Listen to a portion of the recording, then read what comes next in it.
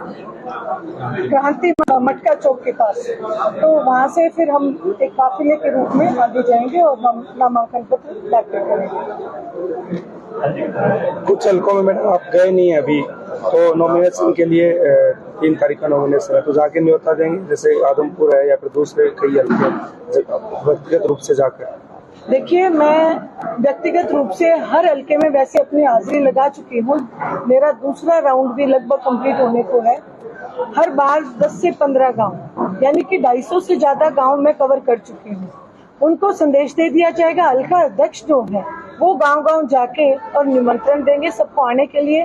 जिन गांव में मेरी ड्यूटी लगेगी, जहां मैं नहीं पहुंच पाई, उनमें जाके मैं स्वयं उनको निमंत्रण दूंगी और आमंत्रित करूंगी सबको आने के लिए। अभय जी आएंगे जिनको?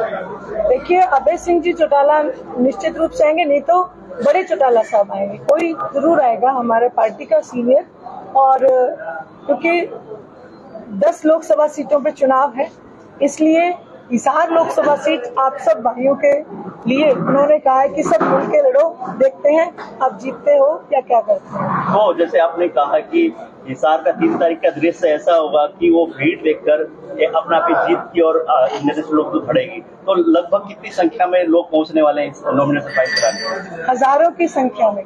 बल्कि जिस दिन से हमने ये डिसीजन लिया उसी दिन से फोन कर करके सभी ने कहा, कोई कहता है बहन जी मैं 10 गाड़ी में मैं खुद लेके आऊंगा, कोई कहता है 50 गाड़ी लेके आऊंगा।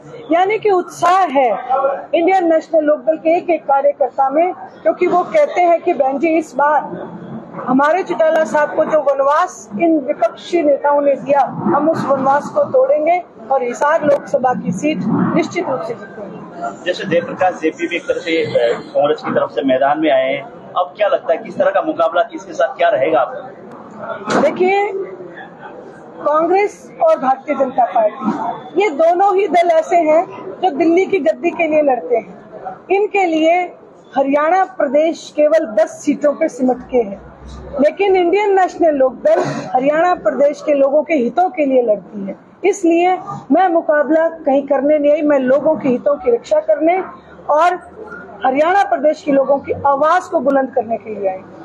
आज आदमपुर में भी रैली थी और कुलदीप बिश्नोई, भव्य बिश्नोई भी पहुंचे। कितना असर जो है पड़ेगा चुनाव में देखने को मिलेगा, क्योंकि अब पहले दूरी बना रखी थी, अब जो वोट की अपील करते हुए नजर आ रहे हैं? देखिए, ये वो दल है जो पहले ही चुनाव हार चुके हैं। ये जो भारतीय जनता पार्टी है, अगर भारतीय जनता पार्टी मजबूत होती तो इनको उधार के कैंडिडेट्स की जरूरत नहीं पड़ती। ये इनकी हार का सीधा सीधा एक मैं आपको कहती हूँ उदाहरण है। और वही कांग्रेस पार्टी की भी आप मुझसे पूछेंगे, मैं पहले ही बता दूं, इनकी आपस में ही टिकटों के बंटवारे में लेके इतना ज्यादा विरोध हो चुका है, क्योंकि भूपेंद्र सिंह जी हुड्डा ने ये ठान लिया है कि बीजेपी में जाने से पहले मैं कांग्रेस को पूर्ण रूप से खत्म करूंगा। इसलिए ये समझ आ चुकी है बाकी नेताओं को। आज अगर कोई सही ढंग से जनता की लड़ाई लड़ने के लिए मैदान में है तो वो केवल इंडियन नेशनल लोकदल। सुनैना जी, नैना चौटाला का एक बयान सामने आया था, आप लोग विरासत देवीलाल, चौधरी देवीलाल की विरासत को लेकर कह रहे हैं। उन्होंने कह रहे कि वो चौधरी देवीलाल की बात कर रही है, लेकिन उनके जो ससुर थे वो सदाई देवीलाल जी को गालियां देते नजर आए थे। बिल्कुल, मैंने भी उनका ये बयान सुना। मैं इसका जवाब ये देना चाहती हूँ। मैंने ये कहा कि आदरणीय चौधरी देवीलाल जी चश्मे का निशान अपना उत्तराधिकारी ओम प्रकाश जी चौटाला को बना के ले गए। मैंने ये नहीं कहा कि हमें बना के गए। ओम प्रकाश जी चौटाला हमारे चश्मे का जो निशान है, इंडियन नेशनल लोकदल पार्टी के जो उत्तराधिकारी हैं वो आदरणीय ओम प्रकाश जी चौटाला। कांग्रेस प्रत्याशी बोल रहे हैं कि जेजेपी और इनेलो तो बीजेपी की भी टीम है, पीओसी टीम है। इसका सीधा सीधा प्रत्यक्ष को प्रमाण की जरूरत नहीं होती। एलनाबाद का उपचुनाव था। एलनाबाद के उपचुनाव में विपक्ष के नेता, कांग्रेस के नेता भूपेंद्र सिंह जी हुड्डा गए थे। जमाल गांव की क्लिप आप निकाल के देखें। जमाल गांव में मंच के माध्यम से कह के आए थे कि आया तो हूँ कांग्रेस के लिए, पर कांडा मेरा दोस्त है। और उस उपचुनाव में कांग्रेस के प्रत्याशी की जमानत जब्त होना इस बात का सबूत है कि वोट काटने का काम कांग्रेस पार्टी का है, इंडियन नेशनल लोकदल का नहीं। जैसे पूर्व मुख्यमंत्री मनोहर लाल ने आज मंच से कहा कि चौधरी रणजीत सिंह को आप जिताइए, यहाँ से सांसद और साथ में मैं भी मैदान में हूँ। कुरुक्षेत्र जैसे करनाल से वो लड़ रहे हैं तो 2-2 सांसद यहाँ, उधर से नवीन जिंदल, मतलब 3-3 सांसद हिसार में मिलने वाले बीजेपी के उसमें। मैं ये कहूंगी हरियाणा प्रदेश का सबसे बड़ा दुर्भाग्य था कि मनोहर लाल जी खट्टर को मुख्यमंत्री का पद दिया गया, क्योंकि उन्होंने उस पद की कभी गरिमा का ध्यान नहीं किया। यही मनोहर लाल जी हर मंच के ऊपर चढ़े और हर मंच के ऊपर से माफी मांगते थे। इस बात के लिए भी माफी मांगेंगे कि जो मैंने सांसद कह दिया था वो मेरी भूल थी, क्योंकि इनमें से कोई भी सांसद बनने नहीं चाहता।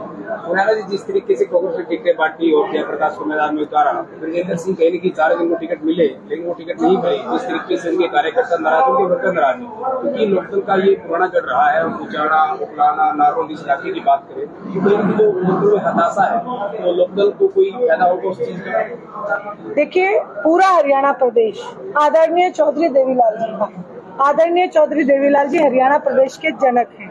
पूरे हरियाणा प्रदेश का एक एक वोटर मेरा भाई बंद है।